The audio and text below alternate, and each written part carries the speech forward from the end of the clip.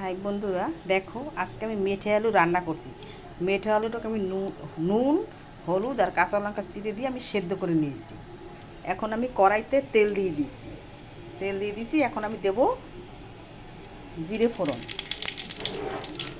জিরে ফোড়ন দেওয়ার পরে দেবো তেজপাতা না, শুকনো লঙ্কার পরে আমি তেজপাতা দিয়ে দিলাম।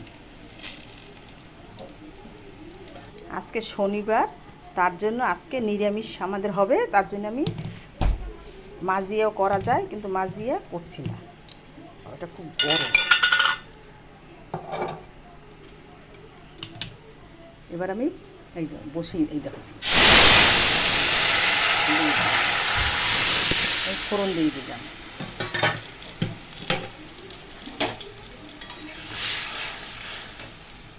এই দেখো ফোড়ন দিয়ে দিলাম। এবার একটু আমি জিরে গুঁড়ো দিয়ে দেবো।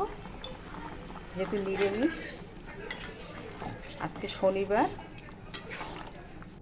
তাই জিরেগুলো দিলাম। একটু ঝোল থাকবে, আর এটা একটু অতটা নরম হয়নি, মানে এমনি সেদ্ধ হয়ে গেছে, কিন্তু একদম ভেঙে যায়নি।